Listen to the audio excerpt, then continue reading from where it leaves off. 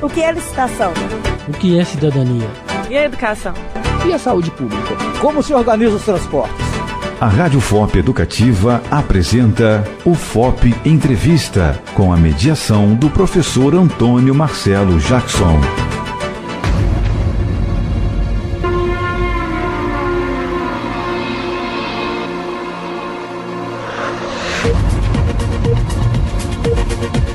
Há poucos dias, a Orquestra Ouro Preto foi premiada com o troféu da música brasileira Melhor Álbum, Valencianas. Para falar da história da orquestra e de todos esses prêmios e dos projetos que a orquestra tem realizado, nós temos no dia de hoje o Rodrigo Toffolo, que é mestre em musicologia e estudou regência no Rio de Janeiro, na UFRJ, e atualmente faz o doutorado em ciências musicais na Universidade Nova de Lisboa. Eu sou Antônio Marcelo Jackson e a gente está começando o nosso UFOP Entrevista de hoje.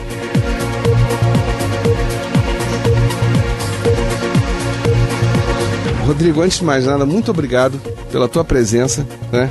E vamos começar pelo começo. Conta pra gente a história da orquestra, quer dizer, como é que surge, como é que se cria uma orquestra numa cidade do interior de Minas Gerais. Obrigado mais uma vez. Olha, obrigado pelo convite, todo mundo que está nos ouvindo. Falar da Orquestra Ouro Preto é falar de encontro, sabe? A criação da orquestra foi um desses encontros. Ouro Preto é uma cidade que tem certas particularidades. É uma cidade que sempre esteve à frente, até talvez do seu próprio tempo, e consegue congregar pessoas dos mais diferentes tipos.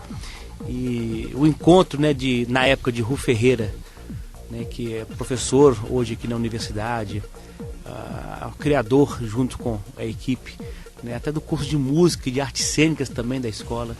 O encontro dele com o Ronaldo Toffolo, que é meu pai, comigo mesmo, e com um grupo de músicos que atuava na cidade. Tinha um trio instrumental chamado Trilos, que trabalhava com música experimental brasileira, e um quarteto erudito. Essa junção desses grupos, sob a tutela de Ronaldo e Rufo, vamos falar assim, deu origem à Orquestra Ouro Preto. Então, foi um encontro... Isso quando, mais ou menos? Olha, isso foi no ano 2000, foi exatamente no ano 2000. 15 anos atrás. 15 anos atrás. E a ideia inicial é que a orquestra pudesse semanalmente tocar em Ouro Preto. Olha que curiosidade, ter um programa semanal para que o público da cidade, para que esse público itinerante também dos turistas pudessem voltar a ter música na cidade. Claro que o projeto passou por adaptações, passou por momentos difíceis, momentos mais de respiro, mas essa filosofia da junção desses dois mundos, o Rufo com essa parte experimental, o Rufo com essa vivência latino-americana musical, em contrapartida com a vaga experiência que o Ronaldo, meu pai, tem na parte da música erudita.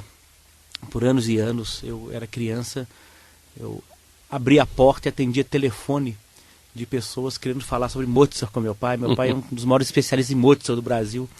Então, sabe, eu acho que é esse encontro de mundos diferentes que acabou criando um grupo também diferenciado. E aí a história da orquestra por si só, eu acho que traduz o que foi esse ajuntamento de pensamentos em Ouro Preto. E na sequência, quer dizer, a ideia é boa.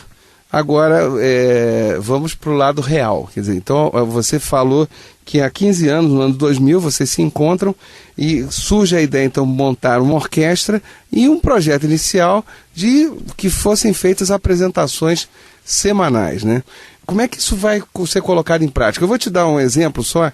Eu sou nascido na cidade do Rio de Janeiro, mas morei durante alguns anos na cidade de Volta Redonda, no sul do estado do Rio.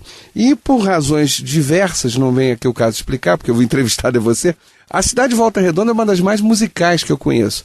Ela possuía, pelo menos, 4 orquestras, 2 mantidas pela prefeitura da cidade e 2 mantidas pela Companhia Siderúrgica Nacional.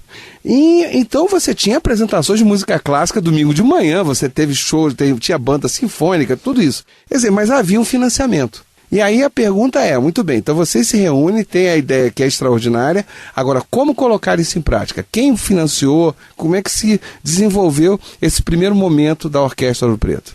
houve o financiamento, claro, né? E é curioso porque eu vou usar uma palavra, né, pode parecer até boba, né? Mas para a gente da orquestra ela tem um significado muito grande.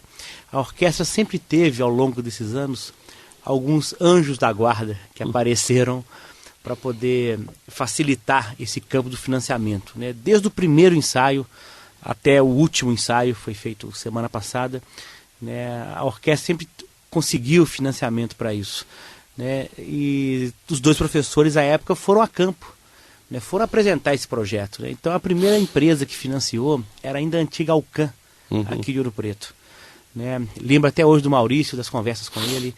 A gente começou a receber, na época, uma bolsa muito pequena, né, mas que podia fazer com que o músico tivesse o tempo de ensaiar, né, como se fosse um bolsista de um projeto universitário, né? Essa que era o pensamento.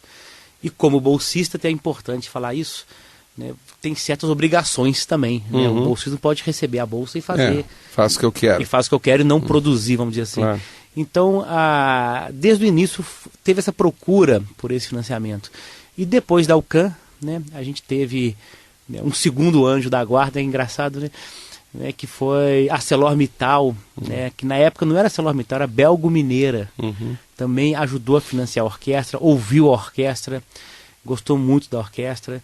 Então, a orquestra veio caminhando, né, vamos dizer assim, filosoficamente, né, como produto cultural diversificado, né, e versátil, que aqui eu quero falar um pouco sobre essa linha, junto com a procura do financiamento privado, né? Então, quando a Lei Rouanet, por exemplo, começou a ser usado, a Lei Estadual de Incentivo à Cultura também começa a ser usado, né, nessa história entrou a Petrobras, entrou a Gasmig, entrou a Gerdau, entrou a CBMM, quer dizer, são grupos...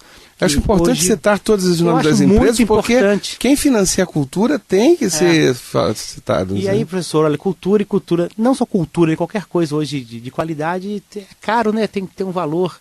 Né? Então, quer dizer, hoje a gente tem um pool de empresas, né, que mantém esse projeto, né? Umas da Lei Rouanet, outras por doação direta. Olha que curioso. Olha, isso é fantástico, né? isso. O caso nosso da Petrobras é doação direta da diretoria que mantém a orquestra hoje.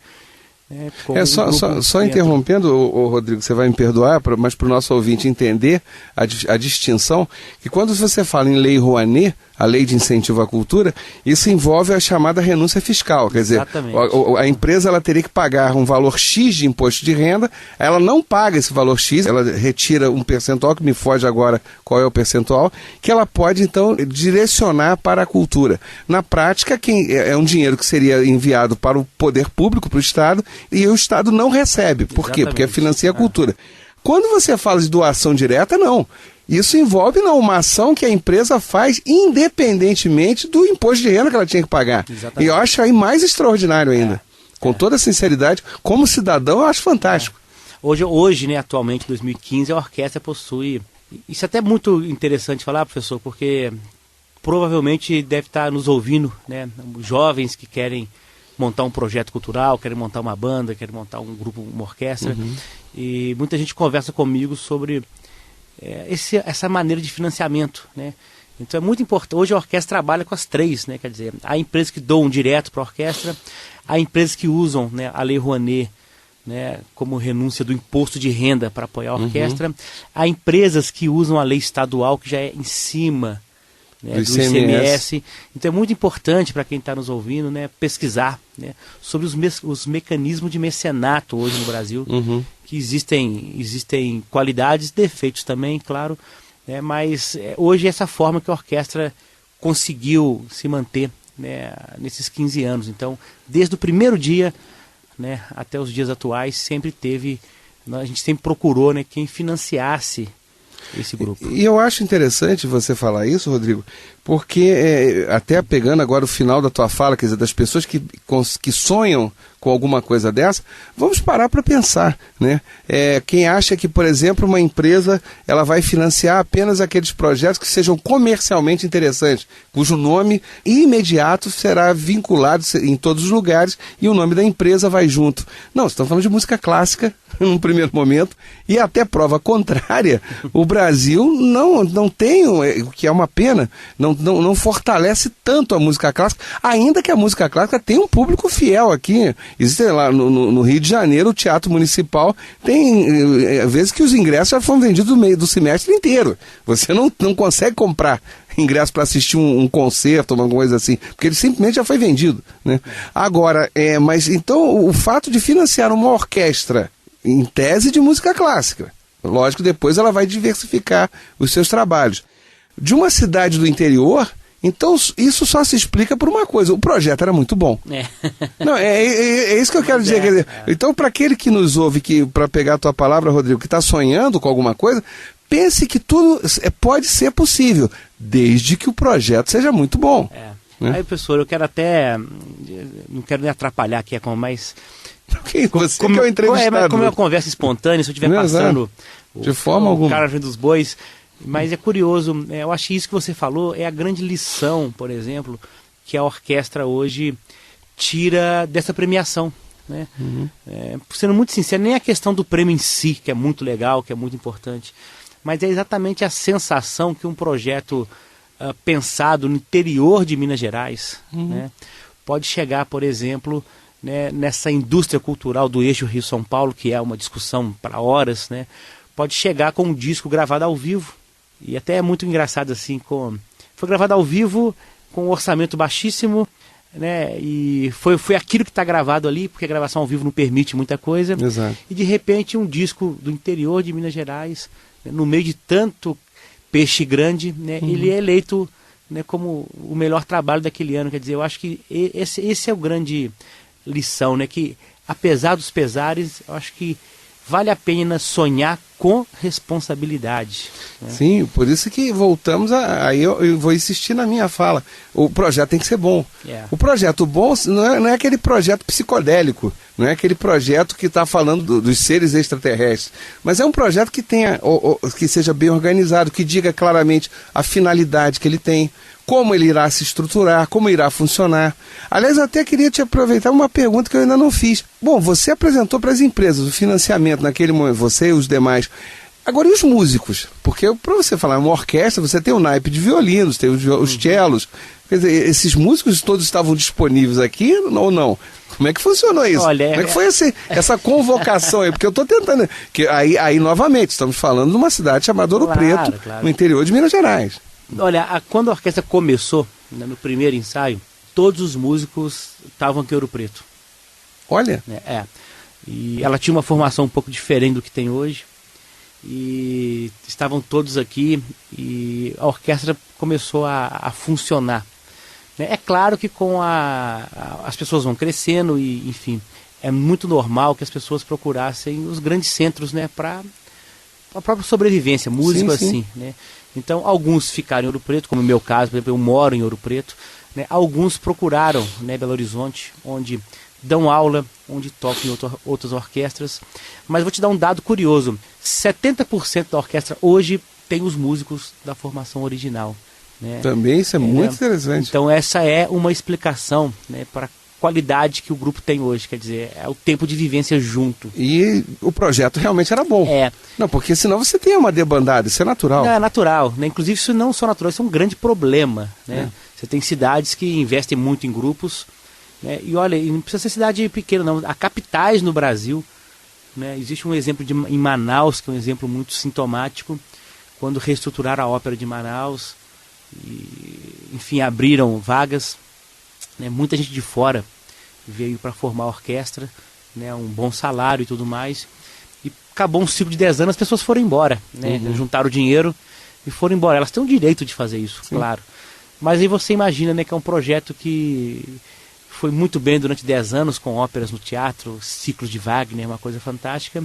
No dia seguinte não tinha mais ninguém. Né? Então... É porque o problema aí é que você tem, de um lado, o projeto geral, que é o caso citado da Ópera de Manaus, como aqui é a Orquestra Ouro Preto, e você tem os projetos individuais de cada um, que todos nós sonhamos, né? Então, é lógico que o sonho de consumo é você ter os dois projetos caminhando juntos. Claro. E quando você diz, por exemplo, que a Orquestra Ouro Preto, 15 anos depois, 70% de seus músicos são os músicos originais, então é sinal que ela conseguiu algo que é muito raro em termos de mundo. É pensar que os projetos individuais desses músicos, continuam ainda comungando com o projeto geral da orquestra. Claro, claro. E isso é muito difícil em qualquer lugar do mundo. Extraordinário. Olha, só antes de falar, deixa eu só fazer uma correção. Hoje tem uma atividade muito grande em Manaus também, que eu tenho muitos amigos na Orquestra de Manaus. Não, ninguém está dizendo que acabou lá o teatro. Não acabou não, eu estou contando um processo que ocorreu. Hoje, claro que a cidade se reestruturou. Sim, sim. E a orquestra é fantástica. Eu estive lá agora, há 2 meses atrás, e um excelente trabalho, e fiquei impressionado, o teatro é lindo. Então lá está funcionando tudo muito bem, tá, gente? Mas né, porque... Pode visitar Manaus e vão ao teatro, porque vale a pena. Mas é isso aí, né? Eu acho aí eu te pergunto, desculpe te cortar, mas pensando lá, voltando lá na origem do projeto, tá, você apresentou, as empresas abraçaram, o que já é extraordinário, e já no início, em termos musicais, já estava claro que haveria um caminho duplo, ou seja, tanto numa música popular, orquestrada, quanto numa música clássica, ou isso acabou acontecendo depois? Não, olha, desde o início, isso aí foi algo já pronto, né? É o papel do Rufo, né? O Rufo realmente é um patrimônio, né? O Rufo vem dessa área, o Rufo conhece muito bem essa seara. Então, desde o início, a versatilidade era um ponto que a orquestra queria ter. É claro que para você implementar isso, né, demorou algum tempo, como todo projeto de maturação, de experiências até algumas até mal sucedidas, que são tão importantes quanto as bem-sucedidas, né? O senhor sabe disso, aprende-se muito. Então, essa faceta experimental, né? Inclusive, quando a orquestra estava ligada ainda à universidade, né? E nos primeiros anos, ela se chamava Orquestra Experimental, né? Da UFOP, né? Por que ela foi ligada à universidade? Porque o meio que a gente conseguiu à época de receber esse aporte das empresas para poder manter esses músicos era através de projeto de extensão. Então a UFOP foi uma incubadora da orquestra. Isso é muito importante porque é o papel da universidade também. Sim, né? sim. Fala-se muito de pesquisa, fala-se muito de ensino, e quando se fala de extensão, as pessoas sempre ficam pensando assim, mas o que pode ser? Então, a Orquestra Ouro Preto eu acho que é um exemplo de como a extensão de uma universidade funcionou. Né? Quer dizer, a universidade abarcou o projeto para que pudesse ser um meio interveniente dessas bolsas. Que a universidade, como tem fundação, ela poderia receber as doações. Né? Tá? Então, quer dizer, ela foi uma incubadora. Né? Então, isso é muito importante. É claro que com o desenvolvimento da orquestra, com o crescimento, né, chegou um momento, e lembro até da reunião que tivemos eu, Rufo, Ronaldo, na época com o João Luiz, né, que era reitor da universidade, para poder colocar, né, os motivos, né, que é o crescimento do projeto pelo qual a orquestra precisava agora sair de casa, como todo filho. E foi feito assim, e a gente tem até hoje uma relação muito boa com a universidade, uma relação de gratidão com as pessoas que à época tiveram conosco. Mas eu acho muito importante falar isso, né? Porque Ouro Preto, né, ainda é uma cidade que tem tanta coisa importante, e ter uma universidade federal é um diferencial. Sim. Enorme numa cidade do interior do Brasil. Né? Não, com toda certeza. As oportunidades podem aparecer na medida que exista interesse de professores, interesse de alunos, claro. Quer dizer... Eu sou nesses 11 anos de orquestra, 11 anos dos distritos, né? Aí eu quero falar de cada produto, né? Um recado que eu sempre dou, né? E dou agora também as pessoas aqui de Ouro Preto que estão me ouvindo, né? A orquestra tenta trabalhar muito a questão da autoestima das pessoas que vivem em Ouro Preto. Né? Então, eu dou até o meu exemplo, né? Eu sempre quis dar música na minha vida, meu pai era músico, mas à época minha, né, não havia o curso de música aqui na universidade, então eu tive que procurar alguma coisa fora. Então eu me lembro, né, de viajar toda quarta e todo sábado durante 10 anos para estudar música, né, fora de Ouro Preto. Então, por que eu estou falando isso? É até muito engraçado, assim, minha vida pessoal tem casos interessantíssimos, né? Eu saía sábado, 5 da manhã para estudar música, todo sábado, e sexta-feira à noite, minha namorada me levava em casa. E meus colegas riam de mim porque eu era a única pessoa que a namorada me levava em casa, porque eu tinha que estudar música. Aí falavam que eu ia estudar balé, aquelas coisas da turma, tem aula de balé amanhã. Mas eu estou falando isso por quê? Porque numa comunidade igual Ouro Preto, com os distritos, né, você tem a oportunidade de estudar numa universidade fantástica igual de Ouro Preto, do lado da sua casa, né? Então, as pessoas que moram em distritos, né, muitas delas precisam entender, né, da maravilha que é esse pertencimento à cidade e ter uma escola técnica, né, e uma universidade. E é muito próximo, né? Então, quando eu vou aos distritos, por exemplo, eu pego alunos, músicos da minha orquestra e falo, olha, conta de onde você é. Eu sou do interior do Nordeste, tive que ir para o Rio de Janeiro, tive para São Paulo. E eu falo, olha, você tem que se deslocar, esforço tem que ter, né?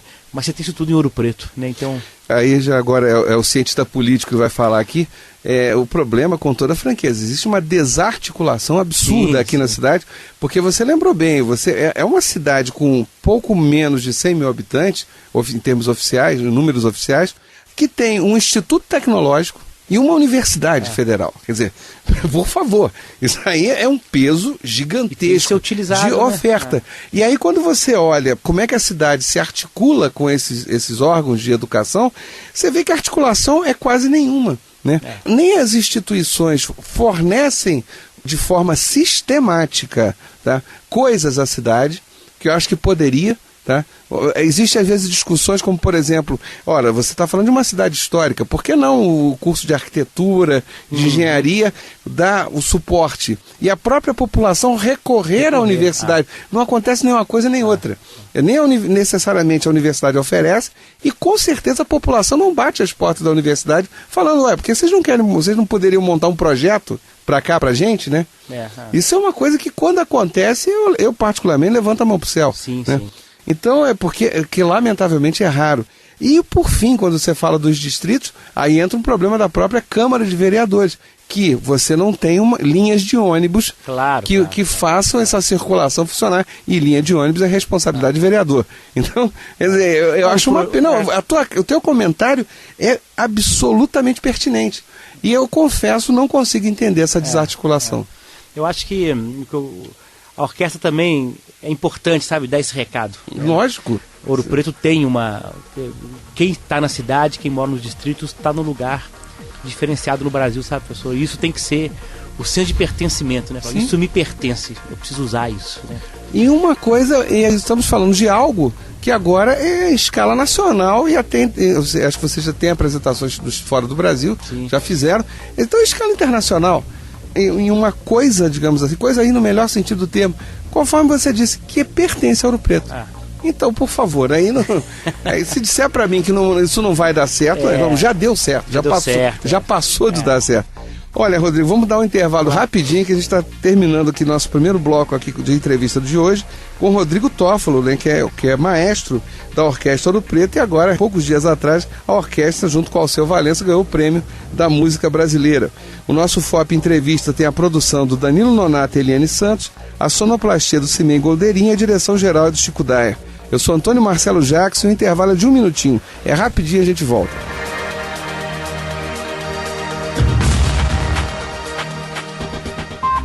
Você está ouvindo Rádio FOP Educativa 106.3 FM.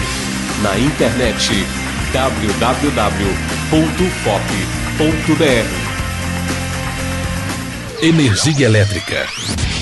Fique ligado. O mau uso da energia elétrica pode causar acidentes. Não faça gambiarras. Instalações elétricas provisórias ou precárias podem provocar choques elétricos e incêndios. Instalações elétricas devem ser executadas sempre por pessoas com conhecimentos técnicos. Com eletricidade não se brinca. Uma campanha da Abracopel e Câmara dos Deputados. A UFOP Educativa apresenta Sintonia Ambiental.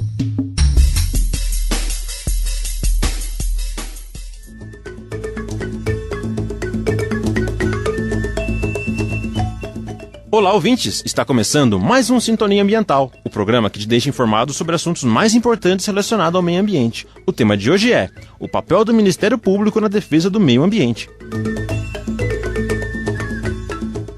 O Ministério Público é a instituição independente dos outros três poderes, executivo, legislativo e judiciário, que agem em nome do povo e no interesse público, assegurando os direitos individuais da população perante a justiça. Dessa forma, nos termos da definição contida no artigo 127 da nova Constituição da República, ele é considerado instituição permanente, essencial à função jurisdicional do Estado, incumbindo-lhe a defesa da ordem jurídica, do regime democrático e dos interesses sociais e individuais. Com a eminente preocupação com as questões ambientais nos últimos anos, em 1981 foi inserida dentre as suas atribuições na esfera civil a Política Nacional do Meio Ambiente, que melhora o quadro da preocupação com o meio ambiente ao instituir duas grandes inovações: a responsabilidade do poluidor independente da existência de culpa e a atribuição da responsabilidade ao Ministério Público de propor ações judiciais de natureza civil, objetivando reparar ou evitar danos ambientais. A partir desta política, foi instituído também o CONAMA, Conselho Nacional do Meio Ambiente, importante órgão do Sistema Nacional de Meio Ambiente.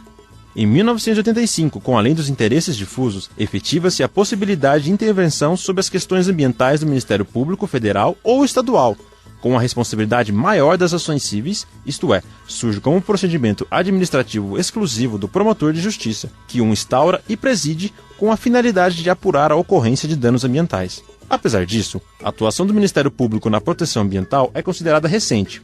O grande ambientalista e brasilianista norte-americano Roger W. Findlay destacou em um artigo sobre a descentralização da proteção ao meio ambiente que está claro que o Ministério Público, um grupo de advogados de carreira relativamente bem dotado de recursos e apolítico, com poderes de investigações substanciais e um forte compromisso com o interesse público, pode aumentar substancialmente o peso na luta contra a poluição e a degradação do meio ambiente. Para que se possa ter uma ideia do volume de trabalho do Ministério Público na área ambiental, somente no estado de São Paulo estão em andamento 3.374 processos administrativos, 1.381 inquéritos cíveis e 1.151 ações civis públicas, em número registrado no início dos anos 2000, segundo o Centro de Apoio Operacional das Promotorias de Justiça Ambientais. As ações civis públicas ambientais propostas pelo Ministério Público objetivam desde a proteção de uma única árvore até a salvação de todo um ecossistema ameaçado, desde a poluição gerada por uma pequena indústria até a que afeta uma cidade inteira,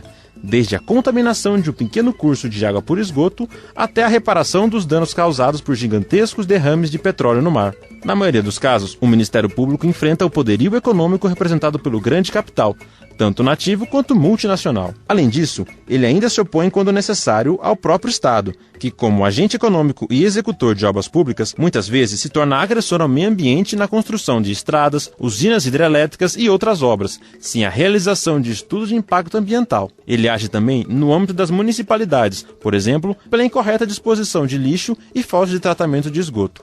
Por tudo isso, concluímos que o Ministério Público, ao longo do tempo, melhorou bastante e continua melhorando as condições de combate àqueles que degradam o meio ambiente, além de ter criado órgãos e conselhos fundamentais na Política Nacional do Meio Ambiente, como o SISNAMA, Sistema Nacional do Meio Ambiente, e o CONAMA, Conselho Nacional do Meio Ambiente, por exemplo. Mas ainda é extremamente necessária uma melhor fiscalização daqueles que infringem as leis e a punição com agilidade para não sobrecarregar o Ministério Público e a Justiça, de forma a não voltar a degradar o meio ambiente, fazendo com que as pessoas e as grandes indústrias pensem em alternativas visando sempre a preservação.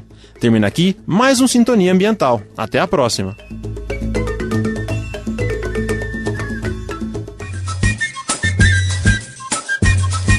Acabamos de apresentar Sintonia Ambiental, programa de educação tutorial PET Engenharia Ambiental. Orientação, professor José Francisco do Prado Filho. Apresentação, Rodolfo Dias.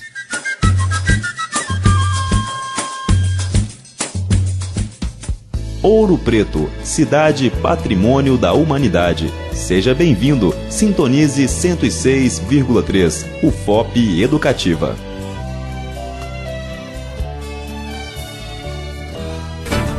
O que é licitação? O que é cidadania? E a educação? E a saúde pública? Como se organiza os transportes? UFOP Entrevista, com a mediação do professor Antônio Marcelo Jackson, um produto da Rádio UFOP Educativa, Universidade Federal de Ouro Preto.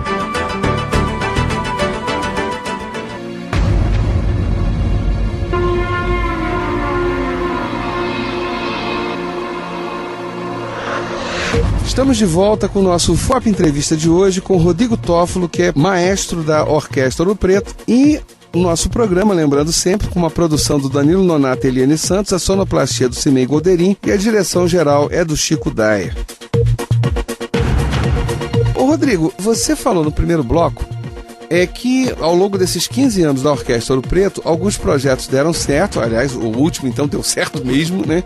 Com o prêmio da música brasileira, o álbum Valencianas, e alguns outros não deram tão certos assim, mas é claro, como qualquer profissional, e aí eu me incluo na tua fala, acho que a gente aprende mais com os erros, né? Porque com o acerto a gente quase não aprende, porque a gente fica tão empolgado com o acerto que a gente vai tocando, né? E eu queria que você falasse um pouco disso. Que um projeto, apenas citando, que o que deu certo a gente deixa até pro final, que é com certeza esse último. Agora, um projeto que não tenha dado certo e os erros cometidos fizeram com que vocês aprendessem mais e aí se transformassem naquilo que são hoje. Olha, realmente a gente passa por essas experiências e maturidade vem daí, né? A gente vai aprendendo e tirando lições, né? E a orquestra, quando ela começou, o grande objetivo dela era estar mensalmente aqui, né, com uma formação atípica.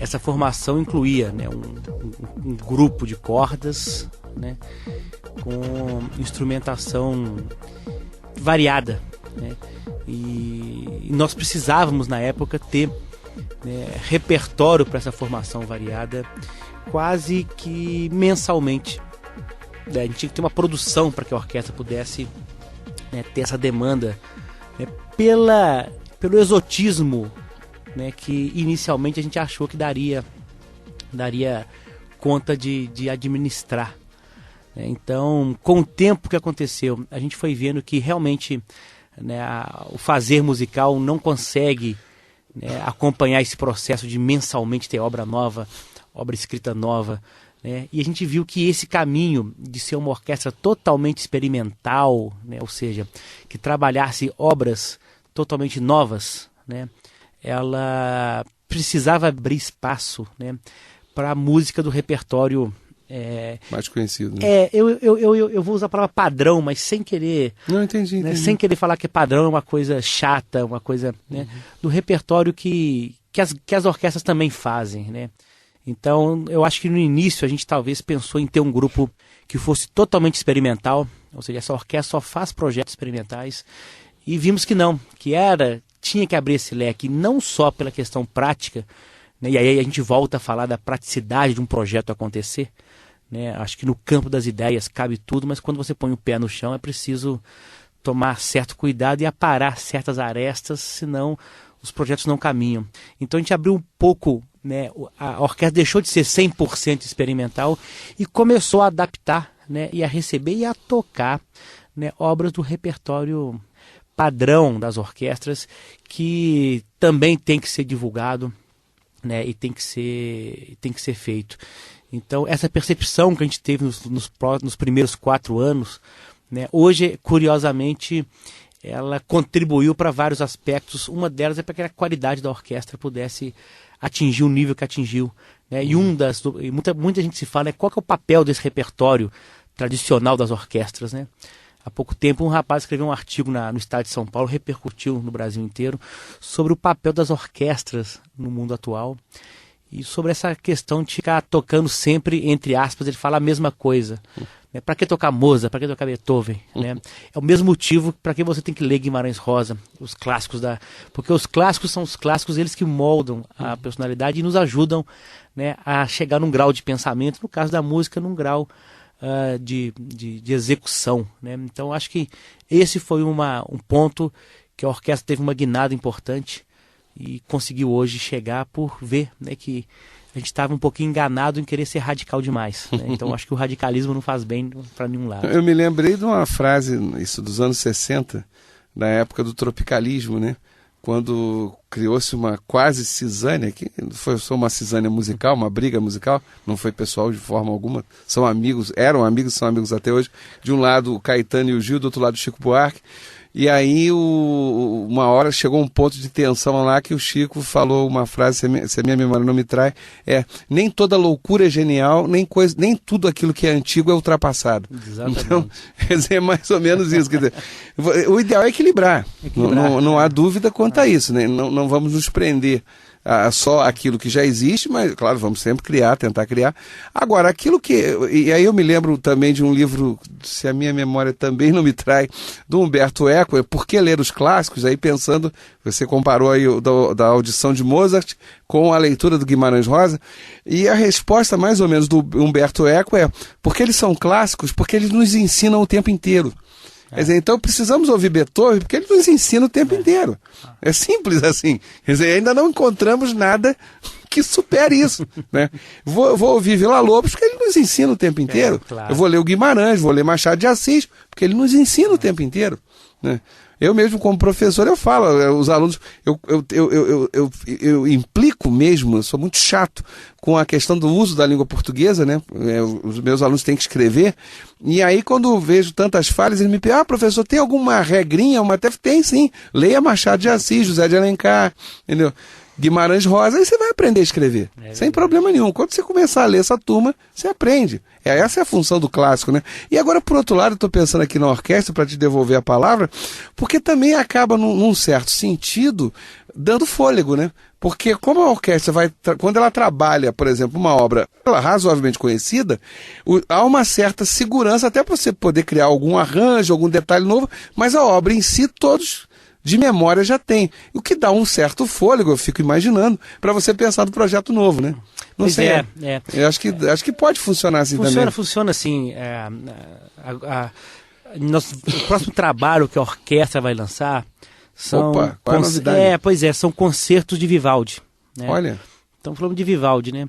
E falar de Vivaldi, eu resumo Vivaldi com uma frase que Ru Ferreira me ensinou. Né? Vivaldi foi um homem que influenciou Bach. Então quem influencia Bach não pode ser qualquer um. Mas o que é isso? Quer dizer, é o repertório padrão de orquestras. E por que fazer Vivaldi, né? Porque não só ele nos ensina muito, né? Mas é porque ultimamente eu tenho pensado muito nisso, né? A função do belo, né? Uhum. Porque é bonito ver, é bonito ouvir. As 4 estações, nossa senhora.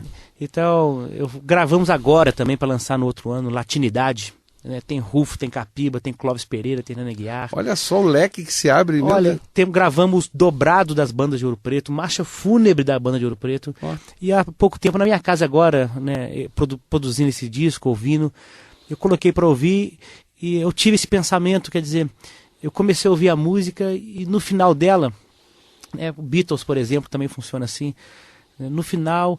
Na minha cabeça não passa nada, né? Eu não penso na harmonia, eu não penso no contraponto, não passa teoria nenhuma da música na minha cabeça, mas simplesmente eu penso assim, como é que isso é bonito, né? Então, sabe, eu acho que essa é a função da grande arte, né? Eu acho que é instigar e olhar para aquilo e falar, meu Deus, né? Eu, por exemplo, quando eu passo em frente, sempre vou para minha casa, eu sempre passo em frente à igreja de São Francisco de Assis. Né? Porque é algo que eu acho que tem que ser visto todo dia. A gente não cansa de ver e nunca vai cansar. Né? Então, quer dizer, essa diversidade da orquestra é a alma dela. A orquestra ela é versátil, ela faz Vivaldi, né? Ela faz Alceu Valença, ela faz Beatles, ela faz Beethoven. Então, e quem acompanha a orquestra, professor, tem uma vivência nessa área toda, então eu acho que esse é o polo de radiação. Estou imaginando se vocês estão dormindo, porque com essa quantidade de projetos, eu acho que a única coisa que não faz é dormir, né? Porque tem que ficar 24 horas, porque não tem como. E esse disco agora foi muito interessante, porque a gente, não o Vivaldi, né? O Vivaldi tá lindíssimo, tá todo pronto, tá sendo lançado agora, mas esse da latinidade, né? A latinidade é um conceito importantíssimo. Desculpa, vocês vão lançar os 2 discos juntos? Não, o Vivaldi esse ano, agora no meio, e o Latinidade no início do ano que vem.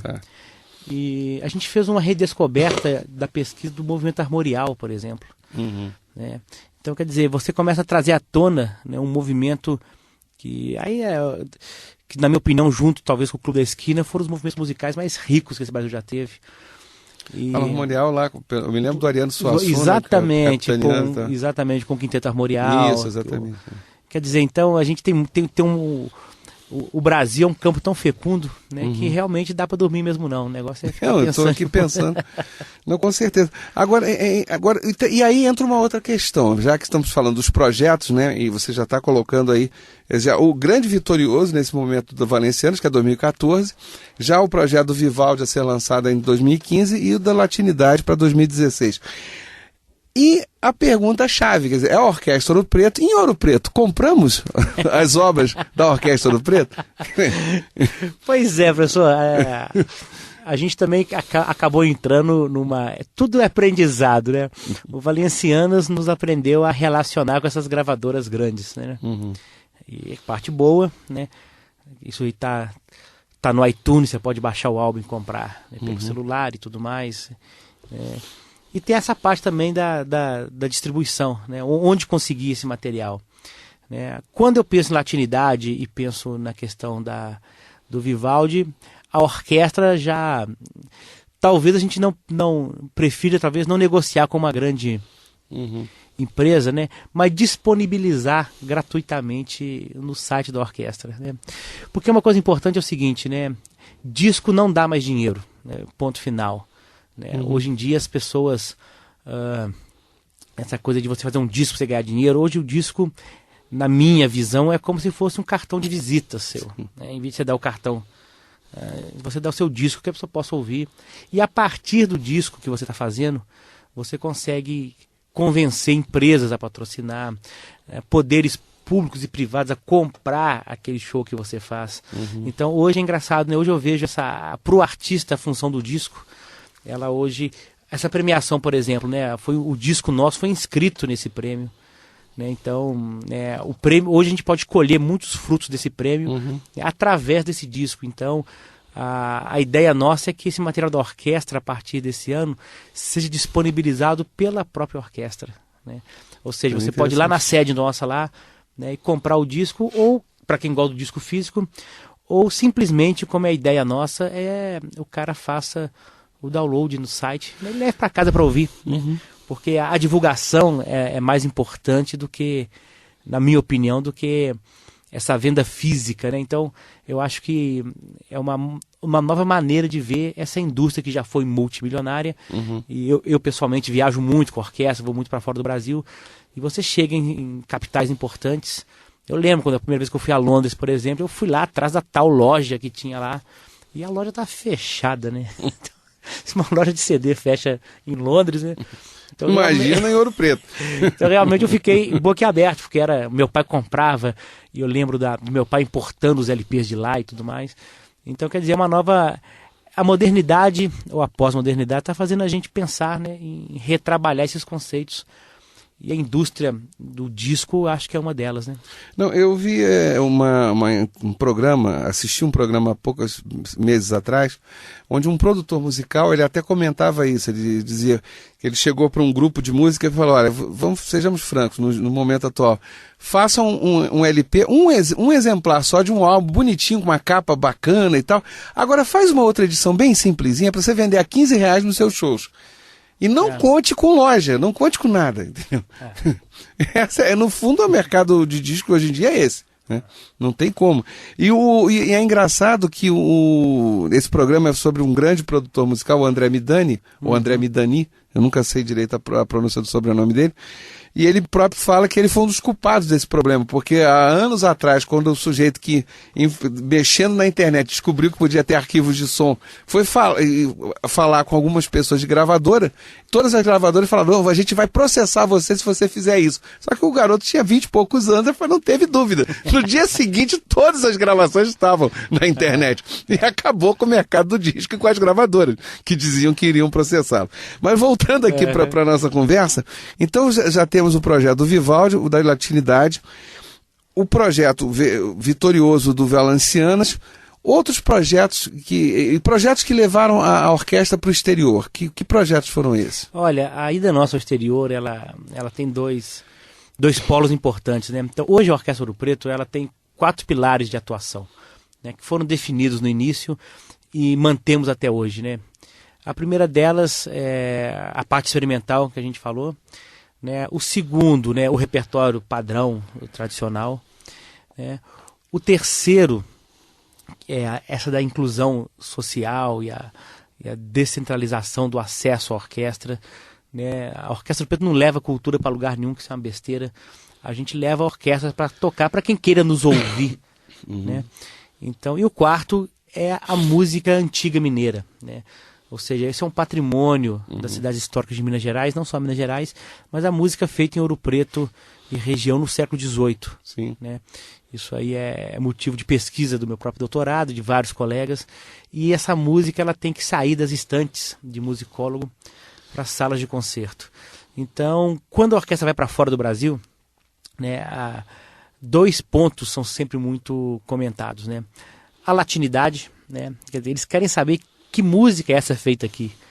Então, quando a gente fala de Ru Ferreira, de Hernani Aguiar, de Clóvis Pereira, a gente fala, por exemplo, né, de Dino Krieger, que está lá no Rio, né, de Ronaldo Miranda, que é outro compositor brasileiro fantástico, de Villani Cortes, né? Existe uma música brasileira de concerto. Existe uma música atual, compositores vivos, né? A gente fala compositor já todo mundo morreu. Não, tem compositor vivo e novo fazendo. Aliás, o Ronaldo Miranda eu conheço pessoalmente. Que é um gênio, grande, né? grande grandíssimo músico. Então, quer dizer, como é que você faz para essa música desses compositores brasileiros? A Orquestra Ouro Preto é um veículo para isso, né? Eu tive agora no Encontro Internacional de Musicologia e falei isso. A função da Orquestra Ouro Preto na musicologia brasileira é ser a válvula de saída disso. Né? A outra é a música brasileira do século XVIII, né? Lobo de Mesquita, João de Deus de Castro Lobo, quer dizer, uma produção enorme feita aqui em Minas Gerais. As partituras estão aí, estão sendo montadas e tem que ser difundidas, né? Então as pessoas querem saber fora do Brasil que música é essa, né? E eu falando isso agora parece, muita gente fala, nossa, mas é isso mesmo, né? Né? Acho que ninguém vai na Lapa ver um grupo alemão tocar chorinho. É melhor ver um brasileiro tocar chorinho. Diz a boa tradição que deveria ser assim. Grupo alemão toca Mozart, toca então, quer Beethoven. Dizer, a filosofia inversa é a mesma. Né? Eu tive agora, estou indo agora em setembro a convite da Ópera de Bruxelas para uma viagem de trabalho na região. E para falar exatamente disso, né, da música brasileira de concerto, né? Porque sair daqui para falar de Mozart e Beethoven lá, isso aí é uma... Né, isso aí não... Eu nunca li os estudos do Kurt Lange, que foi o cara que nos anos 50, né, se a memória me traz, que fez essa descoberta das partituras da música mineira do século XVIII. Mas eu tenho eu li um artigo dele, mas isso não está claro, mas eu me lembro de uma história que eu ouvi, e você de repente pode confirmá-la ou não, que o Kurt Lange, quando ele descobre essas primeiras partituras e as recupera e transporta para uma partitura moderna, né, contemporânea, e leva para a Europa, acho que para a Áustria, alguma coisa assim, quando ele mostra lá, as pessoas tocam, algumas pessoas teriam falado, essa música deve ter sido feita no sul na Baviera, ou na Pomerânia, em tal época, por fulano, por a escola tal. Ele falou, não, foi feito um bando de escravo no interior de Minas Gerais. Parece que esse diálogo existiu. Não, então, esse caso é real mesmo, né? É fantástico essa história. O Kurt Lange fez a pergunta. Toda pergunta ela é genial depois que ela é feita, né? Porque antes que ela é feita, ele virou e falou assim: olha, Ouro Preto tem arquitetura, tem as igrejas, tem a pintura. Cadê a música? Essa foi a pergunta, uma pergunta óbvia, né? Mas... E quando ele veio descobrir isso aqui, ele começou a linkar esse, por exemplo, o João de Deus de Castro Lobo, que eu trabalho no meu doutorado, né, a música dele é de uma qualidade assim impressionante. É uma música, né, vou usar aqui um termo comparativo, pode ser bobo, mas é importante. É uma música melhor de qualquer compositor, né, nível B europeu, entendeu? Uma coisa assim impressionante. Né, um cara que estava aqui em Ouro Preto com muita informação, porque vinha... Lógico. Mas estava fora do centro, né? Então, aí eu fico impressionado como é que pessoas lá na Europa, né, morando, né, ou seja, em Nápoles, que era um grande centro, ou até própria Lisboa, né, ou em Paris, como é que compositores mineiros naquela época, né, pelo talento puro, né, pela coisa de ver a partitura e saber como a música funciona. E esse caso é verdadeiro. O Kurt Lange levou isso lá e falou: me falem de onde isso aqui. Né? E as pessoas começaram, esse é um compositor... Não, isso é de uma cidade no interior das montanhas de Minas Gerais. Então, quer dizer, esse tipo de música tem levado muito a orquestra ao exterior. A gente já foi várias vezes. Não, e aí eu fico... Aí deixa eu sonhar um pouquinho, claro. Né? Sonhar não custa nada mesmo. Aí eu fico pensando o seguinte, eu me lembro acho que é Salzburgo, na Áustria, se eu não me engano, tem um festival de Mozart, claro, né? Anual e tal. E aí as pessoas viajam para ouvir Mozart em Salzburgo, né? Por que não? Já pensou um dia você ter... Professor, já pensei, já discuti, até briguei por causa disso. Não, mas é que eu acho incrível, as pessoas ficam pensando, não, a Áustria eu vou. Agora, por que você não pode vir a Ouro Preto ouvir Lobo de Mesquita? E tem outra coisa mais curiosa que eu sempre falo, que é por exemplo, se você vai a Milão, você está lá no Scala de Milão, você vai ver uma ópera italiana no lugar que ela foi feita. Né? É a mesma coisa de você ver um musical, né? Em São Paulo, um musical na Broadway. É óbvio que é diferente. Né? Então, quer dizer, você vê a música mineira onde ela foi concebida... No teatro mais antigo das Américas. Não só isso, no ambiente acústico que o compositor compõe, porque as pessoas... Eu já vi essa experiência, que eu já regi muito esse repertório. É uma coisa que me impressiona, a mim e vários colegas, se você pega essa música e toca num teatro, né, e toca numa igreja, né, a resposta sonora é outra, porque ela é feita para tocar nessas igrejas aqui, com a reverberação que ela tem, com a acústica que ela tem. Então é o seguinte, eu acho que é uma experiência, como você falou, única. Você tem que ver isso em Ouro Preto mesmo, né? Não é... Sim, mas e aí seria necessário que as instituições públicas e privadas pensassem nisso. Olha só, o turismo é a principal indústria de geração de empregos e de renda do mundo. Inclusive, no momento em que Ouro Preto tem pensado muito, eu tenho acompanhado o noticiário político também, o minério né? O minério vai acabar um dia. Minério não dá 2 safras, então Ouro Preto tem que pensar saídas para compensar a perda de arrecadação do minério.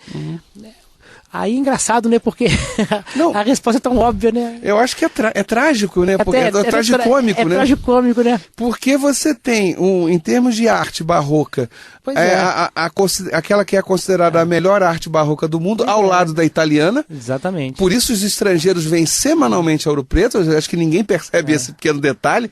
Por que o sujeito vai pegar um ônibus e vai encarar 7 horas e meia de viagem numa única empresa que disponibiliza a linha, que tem a linha de ônibus, que tem o monopólio disso, para ver o quê? Para subir ladeira? Não é isso, né? Eu acho que tem alguma outra coisa. Aí a saída, né? E a própria música. Toda a assinatura nossa, sabe, professor? Então, são coisas assim que eu confesso, são incompreensíveis para mim, né? Uma vez eu estava fora do Brasil também e um amigo me perguntou, não, desculpa, eu estava na Nova Zelândia. Tá bem fora do Brasil. Não, eu vou contar o caso até é engraçado. E eu estava assistindo um jogo de rugby com um cara no estádio, que eu nunca tinha visto, fui lá ver. E aí comecei a conversar com o cara e tudo mais, o cara, né, lá, não sei o quê, e ele me perguntou assim, mas você é de onde? Eu falei, sou na cidade do Brasil, Ouro Preto, não sei o quê. E ele falou, mas como é que é essa cidade? Aí eu comecei a falar, né, claro, com as minhas impressões de Ouro Preto, né. Falei, olha, Ouro Preto é uma cidade, né, com as igrejas. Aí comecei a falar, os municípios com os distritos tem 10 bandas, né, tem uma orquestra, tem um cinema, tem um observatório astronômico, tem 7 galerias de arte. Aí no final ele perguntou para mim, quantos mil habitantes? Quando eu falei que Ouro Preto era uma cidade com os distritos de cerca de 70 mil habitantes, sabe, a expressão dele até hoje me marcou. Ele falou assim, não, você está brincando comigo. Porque Ouro Preto tem dados, né, uma escola técnica federal, um instituto tecnológico, são números, né, que capitais do mundo não têm. Não tem. E isso não se articula para gerar mais renda e emprego. Porque essa articulação eu acho que vai ser a tão sonhada resposta para quando a arrecadação do minério for cair. Mas aí vamos sonhar, os nossos sonhos vão ter que ser bem altos. Pois é, quem sabe muda a cabeça aí. Quem sabe. Rodrigo, olha, muito obrigado. Infelizmente, nosso tempo acabou aqui, essa conversa está ótima. Eu acho que você aqui hoje deu uma aula no sentido de que não apenas, como um projeto que as pessoas diriam, música? Uma orquestra? Não, é um projeto que faz tudo, quer dizer, que ele mostra uma série de nuances em termos de projeto em si. Projeto, primeiro, de extensão, conforme você mesmo disse, né, ligado à universidade em primeiro lugar, depois alçando voo próprio, as empresas financiando, os sucessos que se obtém, erros cometidos, aprende-se com o erro, corrige-se, enfim, e aí, 15 anos depois, você tem isso daí. Uma orquestra que faz apresentações no exterior, que ganha um prêmio de música brasileira, o mais importante prêmio da música brasileira, e ponto. Quer dizer, e agora já tem projetos já encaminhados para os próximos 2 anos.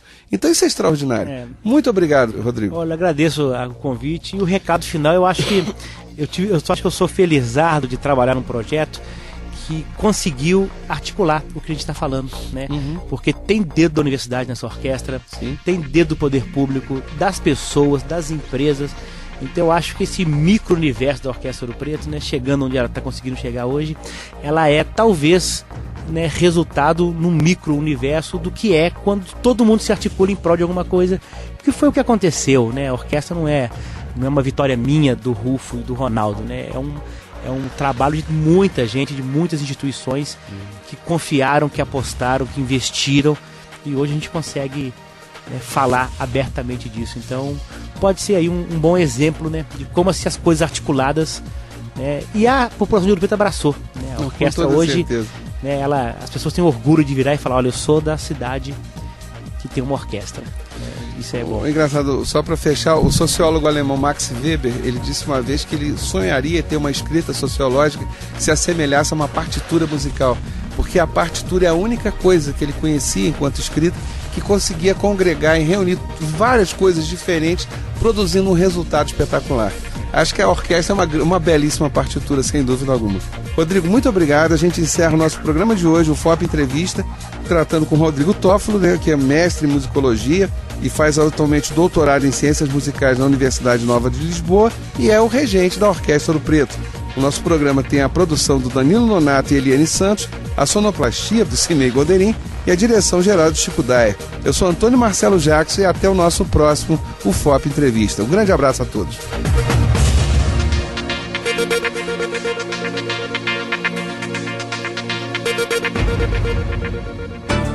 O que é licitação? O que é cidadania? E a educação? E a saúde pública? Como se organizam os transportes? O FOP Entrevista, com a mediação do professor Antônio Marcelo Jackson.